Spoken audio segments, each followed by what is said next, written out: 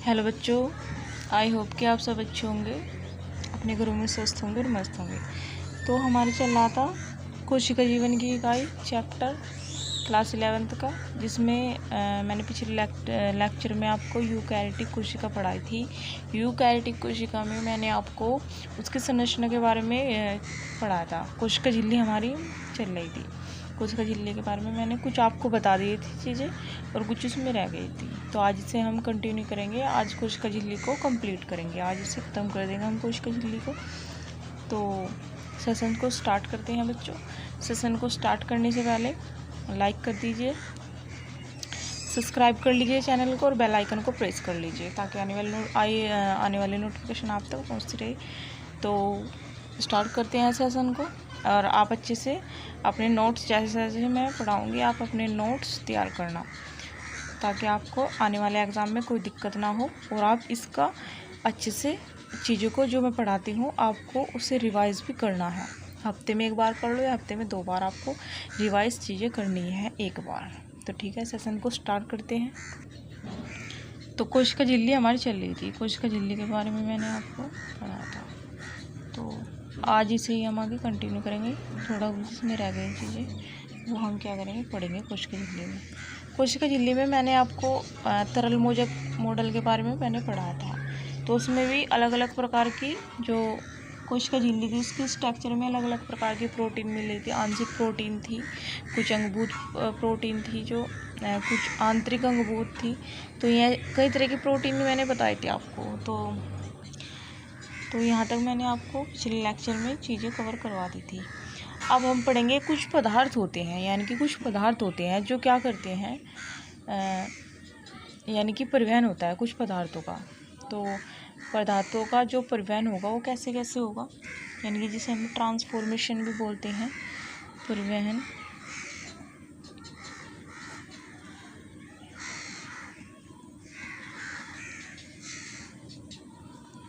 Transformation भी बोलते हैं। तो पदार्थों का जो परिवहन होता है वो कैसे कैसे कौन कौन से तरीके होते हैं, कौन कौन सी विधियाँ होती हैं। तो अगर हम बात करें जो पदार्थों का परिवहन होगा वो 2 तरीके का होगा, एक सक्रिय होगा और एक निष्क्रिय होगा। 2 तरीके से तो होता है, एक सक्रिय होता है और एक निष्क्रिय होता है। एक सक्रिय होगा और एक निष्क्रिय होगा। तो अगर हम सक्रिय की बात करें तो सक्रिय में पदार्थ का जो परिवहन होगा वो कैसे होगा, यानी कि सक्रिय में कैसे होगा, यानी कि कोशिका झिल्ली जो सेल मेम्ब्रेन होती है वो कैसे पदार्थों का परिवहन करती है। तो 2 तरीके से परिवहन करती है, एक सक्रिय और एक निष्क्रिय। तो जो सक्रिय होगा और निष्क्रिय होगा, सक्रिय में कैसे होगा, सक्रिय में निम्न से उच्च स्तर की तरफ जाएगी, यानी कि लो से हाई फ्लेम की तरफ जाती है पदार्थों का परिवहन होता है। यानी कि अगर हम बात करें जैसे निम्न से उस स्तर की ओर जाएगी तो उसमें क्या होगी, ऊर्जा खर्च होगी। तो ऊर्जा खर्च होगी यानी कि उसमें ऊर्जा लगानी पड़ेगी। जैसे अगर हम एग्जाम्पल के तौर पे देखें, जैसे हम कुछ पहाड़ों पर चढ़ रहे हैं, तो हम जैसे पहाड़ों पर चढ़ते जा रहे हैं तो ऊंचाई पर जैसे हम जाएंगे तो क्या होगा, वहाँ हमें ऊर्जा लगानी पड़ेगी चढ़ने के लिए। क्या होगी, हमारी एनर्जी वेस्ट, हमारी एनर्जी उसमें क्या होगी, खर्च होगी। तो यहाँ क्या होगी, हमारी ऊर्जा लगेगी इसमें। तो ऐसे ही इसमें होगा, इसमें क्या होगा, जो पदार्थों का परिवहन होगा वो निम्न से हाई की तरफ होगा, यानी कि लो से हाई की तरफ होगा, यानी कि निम्न स्तर से उच्च स्तर की ओर होगा।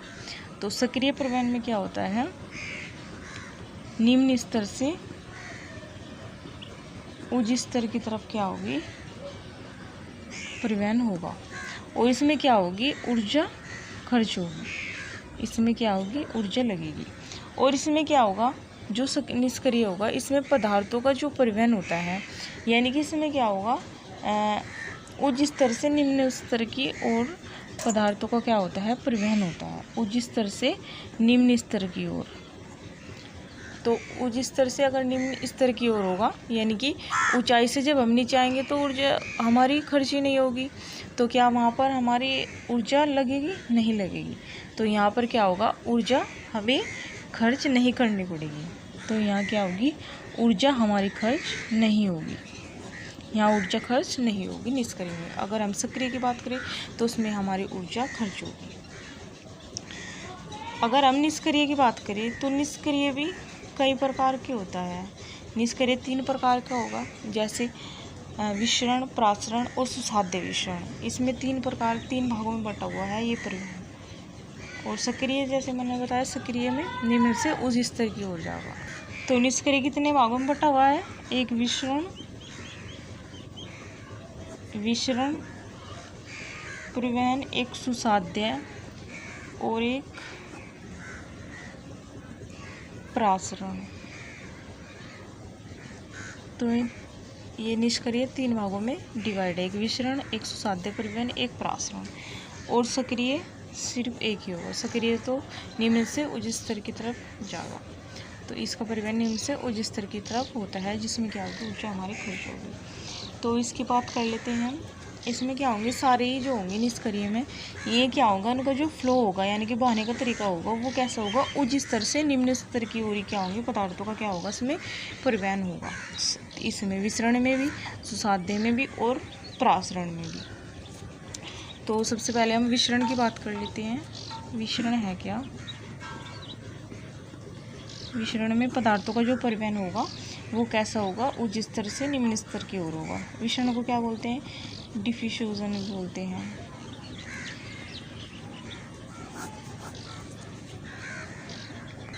विसरण में क्या होगा, जैसे मैंने बताया, कुछ का झिल्ली मिलेगी इसमें, कुछ का झिल्ली में क्या आते हैं, प्रोटीन मिल रहे थे, और बीच में क्या आते हैं इसमें, यानी कि बीच में प्रोटीन भी मिलेंगे और इसमें लिपिड भी मिलेंगे। तो ऐसे ये क्या है, प्रोटीन है, ये क्या है, प्रोटीन है, और बीच में क्या मिलेंगे, इसमें लिपिड मिलेंगे। तो ये क्या है, लिपिड है, और ये क्या है, प्रोटीन है। लिपिड क्या होता है, तरल होता है, तरल पदार्थ होता है। तो इसमें क्या होगा, पदार्थों का जो परिवहन होगा वो उच्च सांद्रता से निम्न सांद्रता की ओर होगा, यानी कि हाई से लो फ्लेम की तरफ होता है। तो ऐसे इसमें परिवहन होता है उच्च सांद्रता से निम्न सांद्रता की ओर। और लिपिड में क्या होते हैं, हार्मोन्स होते हैं, यानी कि जल में घुलनशील होते हैं। ये लिपिड्स में जो हार्मोन मिलते हैं वो क्या होते हैं, जल में घुलनशील होते हैं। तो ये मैंने बताया कि इसमें उच्च सांद्रता से निम्न सांद्रता की ओर क्या होगा, परिवहन होगा। उच्च सांद्रता से निम्न सांद्रता की ओर क्या होगा, पदार्थों का परिवहन होगा। तो ये विसरण की बात कर ली हमने। अब हम सुसाध्य प्रसरण की बात करते हैं।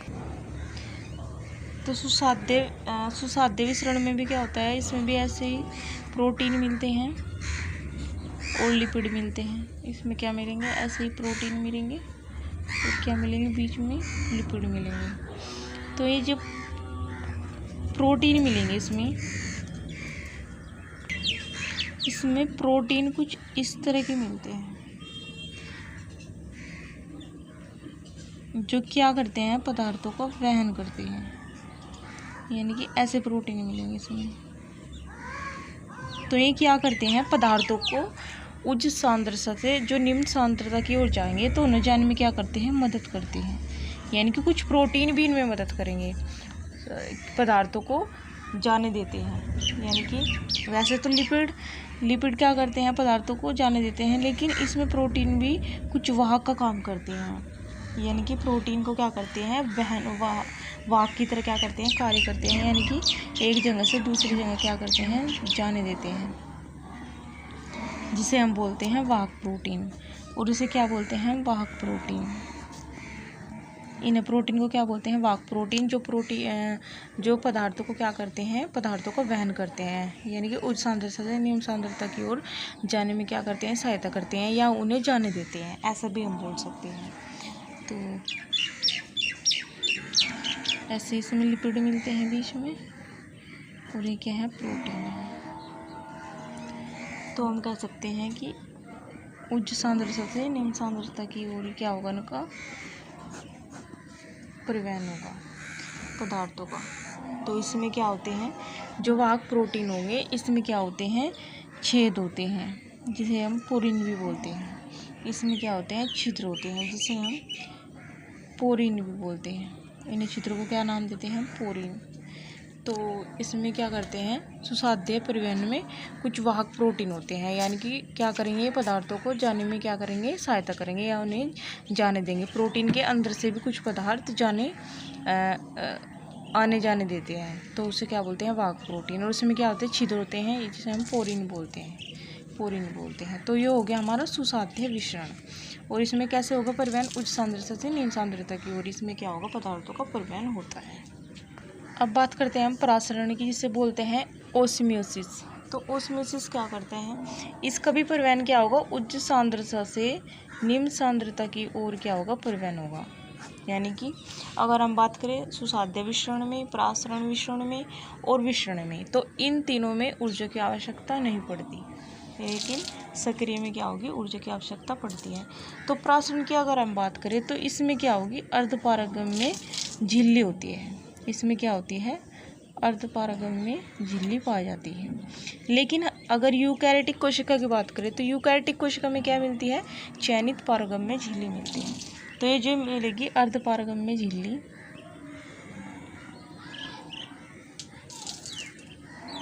ये क्या होगी, अर्धपारगम्य झिल्ली होगी। अर्धपारगम्य झिल्ली क्या करती है, ये सिर्फ क्या करेगी, मैंने पिछले लेक्चर में भी आपको पढ़ाया, चयनित पारगम्य, अर्धपारगम्य और पारगम्य, इन सब के बारे में मैंने अच्छे से समझाया है। अर्धपारगम्य झिल्ली क्या करती है, ये सिर्फ विलायक को जाने देगी और किसी भी न विलेय को जाने देती है, न विलेय के किसी और किसी को नहीं जाने देगी। किसको जाने देगी, सिर्फ विलायक को जाने देगी। यानी कि विलायक क्या होता है, जल, तो ये क्या करेगी, सिर्फ जल को जाने देती है।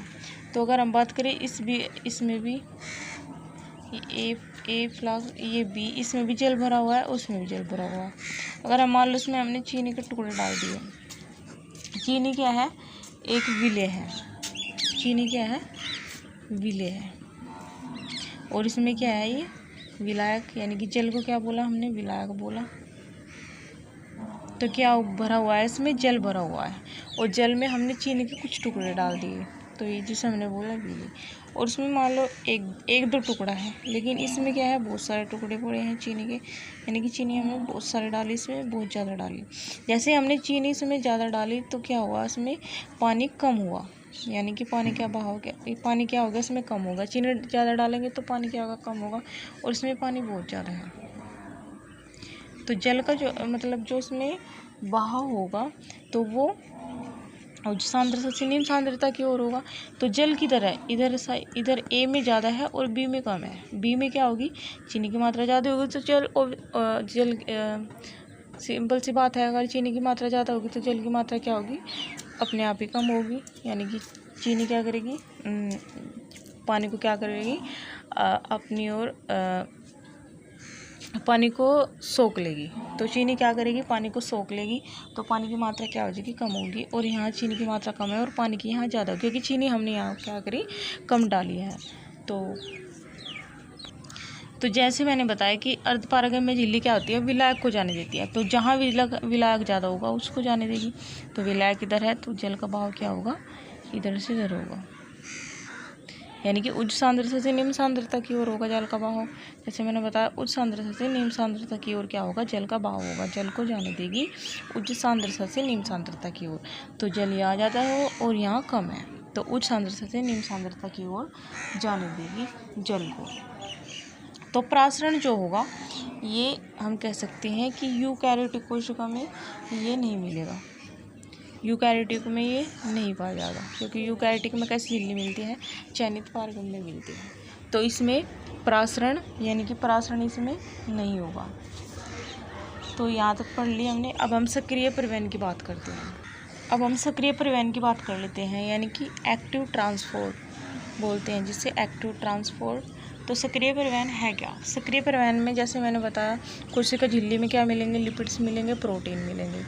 लिपिड्स जिनमें जल मिलेंगे, ये प्रोटीन मिलेंगे इसमें, और लिपिड्स मिलेंगे। और ये भी क्या है, ये भी प्रोटीन है जो सक्रिय परिवहन में मिलता है। तो ये क्या है, प्रोटीन है, और ये भी क्या है, प्रोटीन है। तो इसमें क्या होता है, निम्न मात्रा से जो जल का परिवहन होगा यानी कि पदार्थों का परिवहन होगा तो उसमें निम्न मात्रा से उच्च मात्रा की ओर क्या होगा, परिवहन होता है। तो अगर मान लो इधर क्या है, कम मात्रा है पदार्थों की, वो तो परिवहन किधर होगा, तो सक्रिय परिवहन में क्या होगा, निम्न मात्रा से उच्च मात्रा की तरफ क्या होगा, पदार्थों का परिवहन होगा। जैसे यहाँ निम्न मात्रा है और इधर क्या है, उच्च मात्रा है पदार्थों की, तो निम्न मात्रा से उच्च मात्रा की तरफ क्या होता है, इसका परिवहन होता है। तो इसमें अगर हम बात करें जैसे प्रोटीन है, तो उसमें कुछ प्रोटीन भी होती हैं जो क्या करती हैं, पदार्थों को आने जाने में क्या करती हैं, सहायता करती है। जैसे सुसाध्य विसरण में था, वहाँ भी एक प्रोटीन वाहक का कार्य कर रही थी, यानी कि पदार्थों को क्या कर रही थी, जाने दे रही थी। जो जल में घुलनशील थे उन्हें क्या कर रही थी, पदार्थों को आने जाने यानी कि आने जाने का क्या कर रही थी, वाहक की तरह कार्य कर रही थी, जिसे हमने बोला सुसाध्य विसरण, यानी कि वाहक प्रोटीन हमने उन्हें बोला था। और सुसाध्य विसरण क्या थी, ये विधि के द्वारा हो रहा था। तो अगर हम बात करें सक्रिय परिवहन की, तो सक्रिय परिवहन में क्या होगा, इसमें जो ये प्रोटीन होते हैं, तो ये प्रोटीन क्या करते हैं, ये जो प्रोटीन को पंप करने में क्या करते हैं, सहायता करते हैं। यानी कि जैसे निम्न प्रोटीन को अपनी ओर खींचेंगे, और जैसे ही इन्होंने प्रोटीन को अपनी ओर खींचा तो इसमें क्या होगी, निम्न प्रोटीन को अपनी ओर खींचा और फिर खींचकर उच्च जहाँ ज़्यादा प्रोटीन होंगे निम्न प्रोटीन से उच्च प्रोटीन के और क्या करेंगे, ये पदार्थों का परिवहन करेंगे। जैसे इन्होंने यहाँ से प्रोटीन को खींचा, यानी कि प्रोटीन लिया, और यहाँ से ये स्प्रिंग जैसे प्रोटीन है, तो ये क्या करेंगे, घूमेंगे जल में क्या करेंगे, घूमेंगे। तो जैसे घूमेंगे तो ये प्रोटीन का क्या करेंगे, इधर क्या कर देंगे, उन्हें परिवहन कर देंगे। उच्च जहाँ ज़्यादा प्रोटीन होंगे उधर क्या कर देंगे, ट्रांसफ़र कर देंगे पदार्थों को। तो निम्न सांद्रता से उच्च सांद्रता की ओर क्या कर देंगे, प्रोटीन क्या करेंगे, ये पदार्थों का परिवहन कर देंगे। तो हम कह सकते हैं कि एक तरह का क्या होगा, ये पंप प्रोटीन की तरह कार्य करता है। तो सक्रिय परिवहन में ये सहायता करते हैं, तो इन्हें पंप प्रोटीन भी कहते हैं। ये कैसे प्रोटीन होंगे, पंप प्रोटीन होंगे। पंप प्रोटीन हम इन्हें कहते हैं क्योंकि ये क्या करते हैं, प्रोटीन को, यानी कि प्रोटीन ऐसे प्रोटीन है जो पदार्थों को क्या करेंगे, पंप करने का कार्य करते हैं। तो हम ये लाइन यहाँ लिखते हैं, ये प्रोटीन जो सक्रिय परिवहन में सहायता करते हैं उन्हें हम पंप प्रोटीन कहते हैं। ये प्रोटीन जो सक्रिय परिवहन में सहायता करते हैं उन्हें पंप प्रोटीन कहते हैं। तो ये लाइन मैंने यहाँ लिखी, वो प्रोटीन जो सक्रिय परिवहन में सहायता करेंगे वो क्या कहलाएंगे, पंप प्रोटीन कहलाएंगे। तो ऐसे होते हैं पंप प्रोटीन जो क्या करते हैं, प्रोटीन को परिवहन करने, प्रोटीन ऐसे प्रोटीन होते हैं जो पदार्थों को परिवहन करने में या जल को परिवहन करने में क्या करते हैं, सहायता करते हैं। तो आई होप कि बच्चों मेरा लेक्चर आपको अच्छा लगा होगा, तो लाइक कर देना, सब्सक्राइब कर देना, बेल आइकन को प्रेस कर लेना ताकि आने वाले नोटिफिकेशन आप तक पहुंचती रहे। तो ठीक है, आज का लेक्चर मैं यहीं पर एंड करती हूँ। आप सभी बच्चों का धन्यवाद।